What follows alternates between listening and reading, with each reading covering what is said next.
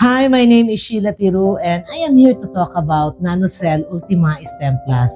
You probably notice po na kapag ang katawan po ng isang tao ay nagkakaedad, kasabay din noon ay kinakapitan ito ng mga iba't ibang uri ng mga sakit. Bakit nga po ba nagkakasakit ang katawan ng isang tao habang ito ay nagkakaedad?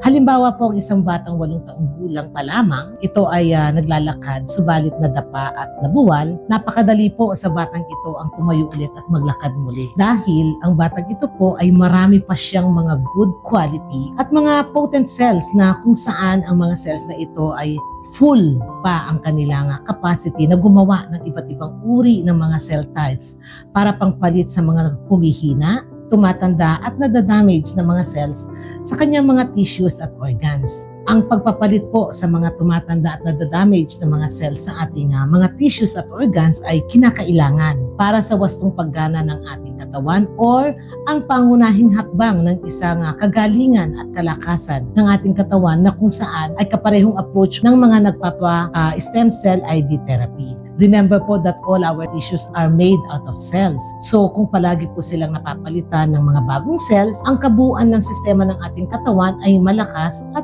functional lahat. Kaya nga po ang katawan ng isang bata ay super energetic at malakas pa din. But as we age, this scenario po is very different. There will be a little difficulty in getting up again kung tayo man ang mabuwal. And this mostly depends on how old and weak or strong we are. Actually, by the time we reach 28 years old, changes at the molecular and cellular level starts gradually due to different problems na nangyayari po sa tuwing ang mga cells ay dadaan sa DNA for replication. Ito po ay isang proseso sa ating sistema upang ang mga cells ay mabigyan ng task o trabaho sa ating katawan. At ang changes po na ito sa DNA replication ay nagiging sanhi sa pag-ikli ng ating telomerase o yung tinatawag na telomere shortening na nagre-resulta po sa pagdi-disrupt or pagkakagambala sa pagdi-divide, pagpapadami, or pagmumultiply ng ating mga cells na tinatawag naman po sa biology na cell division. Kaya as we age, we're losing cells. Hindi na po sumasapat ang ating mga cells upang mapalitan at ma-repair ang mga tumatanda at nadadamage na mga cells sa ating mga tissues at organs. At yan po ang nagiging dahilan kung bakit humihina at nagkakasakit ang katawan ng isang tao habang ito ay nagkakaedad. Dahil nga po yan sa kawalan ng pangpalit sa mga tumatanda at nadadamage ng mga cells sa ating mga tissues at organs. Again po, this is actually starting by the time we reach 28 years old. Kaya kung napagmamasdan po natin yung mga activities natin noong tayo ay mga bata pa, ay hindi na natin kayang gawin habang tayo ay nagkakaedad na. At ang pagbabago pong ito sa ating sistema ay lalo pang bumibilis sa panahon natin ngayon because of our modern lifestyle na kung saan mas madaling tumanda ang kasangkapan ng ating katawan kesa sa pagtanda ng ating edad na nagiging dahilan ng kakulangan ng ating mga cells na kilala po sa tawag na chronologically younger but biologically older. Ibig sabihin, bata pa pero matanda na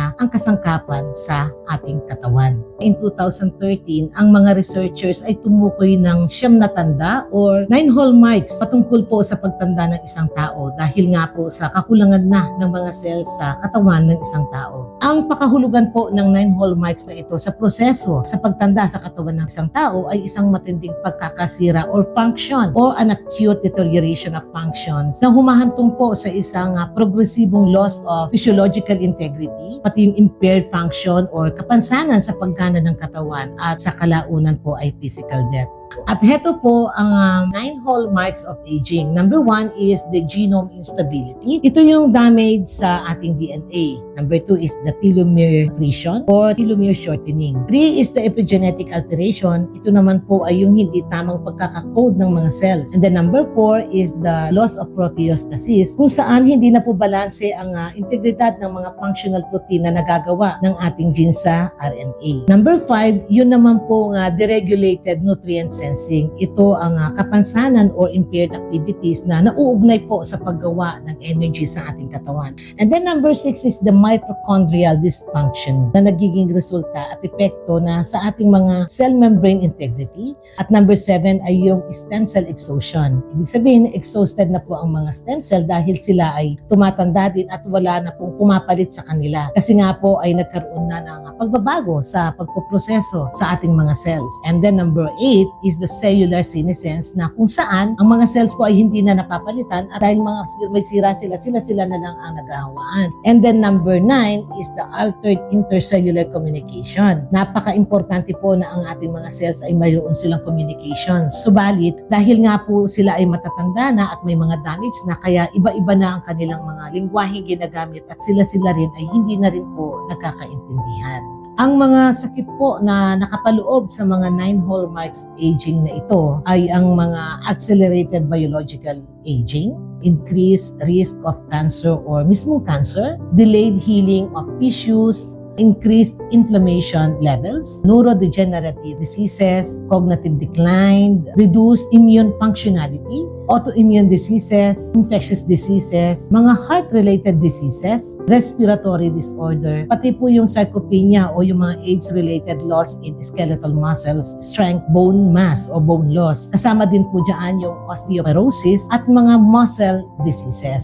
Now, let's discover po the breakthrough product inspired and developed based on the 9 hallmarks of aging na makakatulong sa iyong sistema to age gracefully and live chronologically older but biologically younger.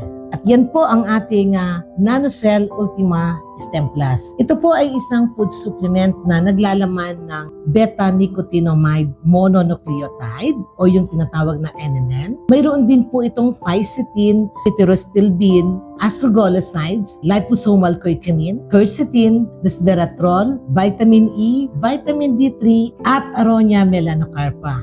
Ang mga ingredients po na naririto sa NanoCell Ultima Stem Plus ay makakatulong upang ayusin o i-repair ang nasirang DNA. Ganon din po, ito ay nakakatulong upang ma-stimulate ang ating telomerase enzyme na siyang magko-compensate sa pag-ikli nito. Kasama po dito ang pagmomodulate ng mga iba't ibang epigenetic pathways at para ma-facilitate ang mga protein folding and alleviate endoplasmic reticulum stress at upang maayos ang pagre-replicate sa ating mga cells sa ating DNA na magre-resulta ng mga bagong silang na stem cell upang patuloy itong makapag-regenerate ng mas marami pang mga bagong cells na ipangpapalit sa mga nanghihina, tumatanda at nadadamage na mga cells sa ating mga tissues at organs. At yan po ang ating NanoCell Ultima Stem Plus. Let's all be advocate po of pro-aging kasi lahat naman po tayo ay tatanda. And as we age, hindi po natin kailangan ng maraming sakit ang kumapit sa atin. Ito po ang NanoCell Ultima Stem Plus.